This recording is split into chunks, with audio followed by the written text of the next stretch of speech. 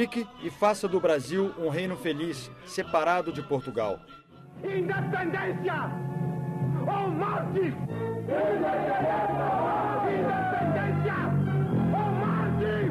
Por trás de grandes fatos, muitas vezes existem mentores intelectuais que a história deixa de mencionar. A independência do Brasil, por exemplo, aconteceu graças ao trabalho de um político culto, hábil e liberal, que abasteceu de ideias a campanha pela separação de Portugal. Esse mentor foi José Bonifácio de Andrada e Silva, um dos homens públicos mais importantes do Império e um dos principais líderes da independência do Brasil. Ele apoiou Dom Pedro I desde o início de seu governo.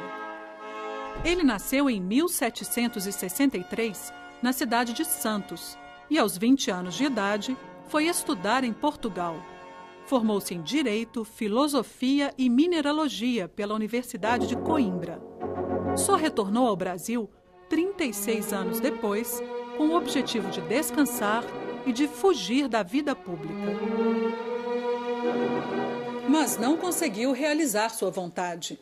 Foi convencido pelos irmãos a disputar as eleições pela província de São Paulo. Tornou-se líder político e se elegeu para a bancada brasileira nas Cortes Constitucionais de Lisboa. Naquele momento, iniciou sua participação no processo de independência.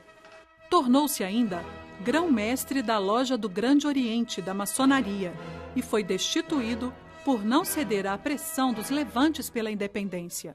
Ele achava que as iniciativas deveriam partir do governo. Fundou então o Apostolado, organização nos moldes da própria maçonaria, com a finalidade específica de promover a independência do Brasil. Por conta das ideias políticas de José Bonifácio, ele acaba se aproximando de Dom Pedro I. Por quê? José Bonifácio ele era um monarquista constitucional e defendia as ideias liberais. E isso agradava bastante Dom Pedro, que lhe deu um cargo no ministério. Esse cargo no ministério de Pedro, ainda regente, fez com que os dois se aproximassem cada vez mais e que levasse José Bonifácio a convencer Dom Pedro I a participar do processo de independência do Brasil. Com a convocação da Assembleia Constituinte de 1821 em Portugal, Dom Pedro deixou claro à coroa que iria governar o Brasil com autonomia. Começou a repelir certas exigências dos colonizadores, como a de retornar imediatamente a Portugal.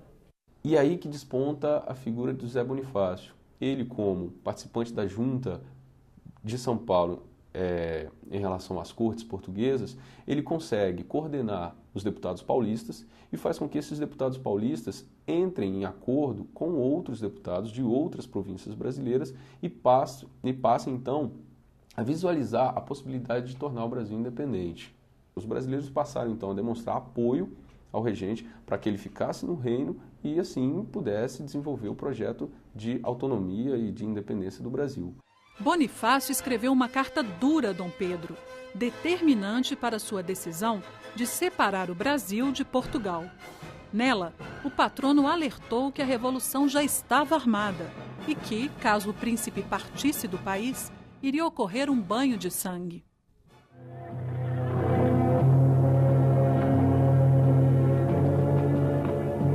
Da parte da princesa Dona Leopoldina e do senhor ministro José Bonifácio.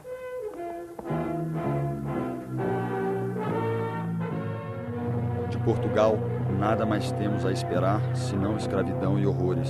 Decida-se Vossa Alteza o quanto antes.